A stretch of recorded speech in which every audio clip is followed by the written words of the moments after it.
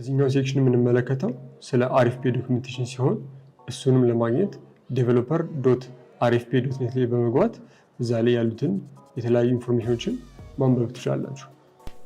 በዚህኛው ሴክሽን የምንመለከተው ስለ አሪፍፔ ዶክመንቴሽን ሲሆን ዶክመንቴሽኑን አክሰስ ለማድረግ arifpay.net ወደሚለው ዌብሳይት ሄደን ዴቨሎፐርስ ጋር ቀጥታ አክሰስ ማድረግ እንችላለን።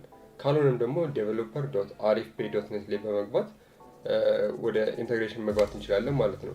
ዶክመንቴሽኖችን እናገኛለን። በመቀጠል ስለ ዶክመንቴሽኑ ቤዚክ ኢንትሮዳክሽኖች አሉ። የተለያዩ ኢንዲፖይንቶችን ዲስክራይብ ያደርግልናል።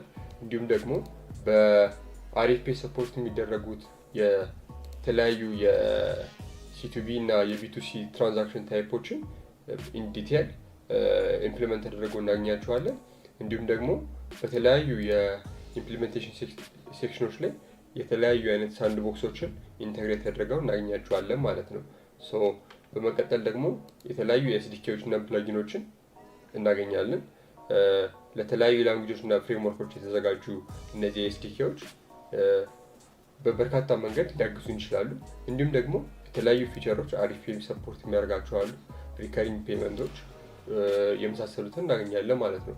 እንዲሁም ደግሞ በእያንዳንዱ የትራንዛክሽን ታይፕ ውስጥ የተለያዩ አይነት ኤረር ኮዶችን ኢንተግሬት ተደርገው እንዲሁም ደግሞ ሰክሰስ እና ፌሊየር ስታተስ ኮዶችንም እንዲሁ ፕሮፐርሊ ተቀምጦ እናገኛቸዋለን ማለት ነው።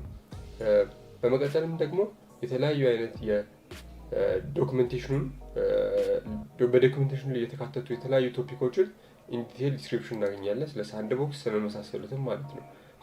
ይህንን ዶክመንቴሽን በመጠቀም አሪፍፔን ከሲስተማችን ጋር ኢንተግሬት ማድረግ እንችላለን ማለት ነው። እስካሁን ድረስ ያለውን የዶክመንቴሽን ሪቪው እንደወደዳችሁ ተስፋ አደርጋለሁ። በሚቀጥሉት ቻፕተሮች ደግሞ አሪፍፔን ተጠቅመን እንዴት ከሲስተማችን ጋር ኢንተግሬት ማድረግ እንደምንችል እንመለከታለን።